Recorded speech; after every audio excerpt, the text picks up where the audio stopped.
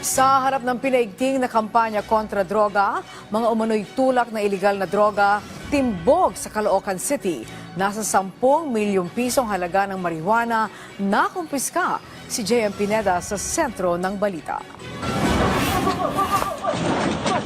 Mala-action movie ang pagsalakay ng mga tauhan ng Caloocan City Police Station Drug Enforcement Unit sa maliit at tagumpahay na ito sa Malaria, Caloocan City.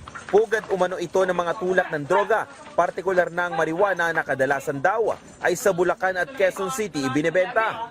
Laglag sa patibong ang 4 na sospek kasama ang leader ng grupo matapos nilang makatransak ang PNP. Tumambad sa pulisya ang paket-paketing marijuana na umaabot sa 90.5 kilograms o katumbas ng higit 10 milyong piso. Sa ngayon, isa ito sa pinakamalaking huli ng Caloocan City PNP pagdating sa bentahan ng marijuana. Resulta ito ng isang buwan na pagkakandak natin ng surveillance at casing doon sa lugar na pinangyarihan. At nagkandak din tayo ng mga test buy hanggang sa nalaman natin kung saan itong pinaka-main source ng marijuana doon sa area ng North Caloocan. Base sa investigasyon ng Caloocan City Police, umaangkat pa ng supply ng marijuana ang mga suspect sa Mountain Province. May mga parokyano na rin daw ang grupo na madalas nilang bentahan.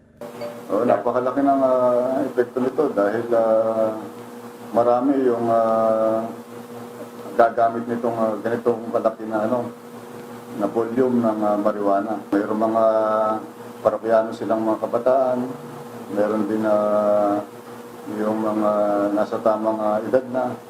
No? Kasi sa laki ng volume na ito, talagang ibig sabihin malaki itong source na nakuha natin na ito. Itinanggi naman ng mga sospek na sila ay nagtutulak ng marijuana.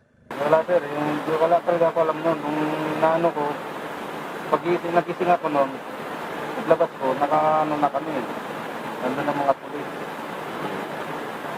Tapos, Yun, wala na, nakaano na ako, nakatapan na ako noon sir. pero hindi ka talaga nagbebenta? Wala po sir. Wala naman po kasi talaga akong alam sa Laan? biglaan lang po. Anong ginagawa niyo nung time na yon? Tulog po ako. Nakakulong ngayon ang mga sospek sa custodial facility ng Caloocan City PNP at maharap sila sa paglabag sa Dangerous Drugs Act.